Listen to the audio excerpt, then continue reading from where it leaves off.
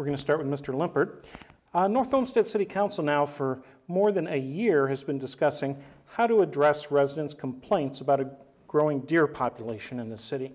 And council has been divided on whether to allow licensed hunters to bow hunt or to use police sharpshooters to thin the deer herd. Where do you stand on this issue and why? Yeah, thank you, Bruce. Anytime you deal with our wildlife here in the state of Ohio, it's always a very touchy subject for our residents and very impassioned. Myself, I would hate to see a deer be killed through bullet, car, bow, or bullet.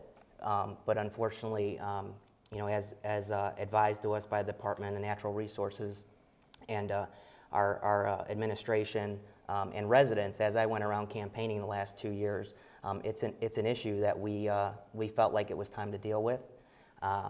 We have actually the legislation coming up in the next readings after several iterations of amendments, and we definitely are. I am for managing that deer population, and I think we wrote some good legislation to do that.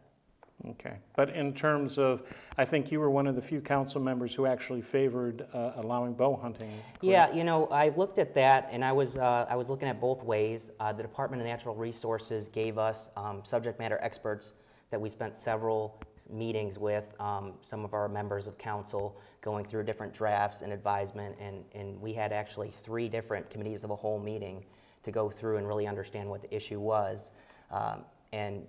I went with those subject matter experts, and I think that it, as the administration says, while it's not the ideal solution, given when when culling season occurs in the winter, without something like that, you're really limited to kind of a one-shot deal, literally, without a bow hunting option. Again, I think it was a tough. A lot of good ideas and a lot of tough decisions on that, but that's the way I voted.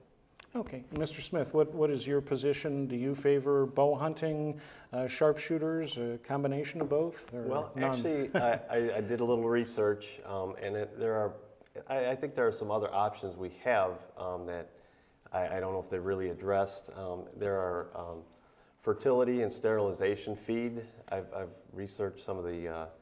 I know Michigan, Wisconsin, and Minnesota, some of their communities are using a combination of a sharpshooter to cull the deer, the excess population, and they're using certain types of plants to try and ward off the deer from coming into people's neighborhoods. A sterilization type of feed that will temporarily sterilize some of the deer population so they're less doe or less fawns are bred. No one wants to see Bambi shot, but it is a dangerous situation. There's been an increase in the amount of vehicular accidents that are involving deer, and I spoke with a couple of police officers who have been on scenes where they had to put the deer down, and that's a situation no one wants to see either.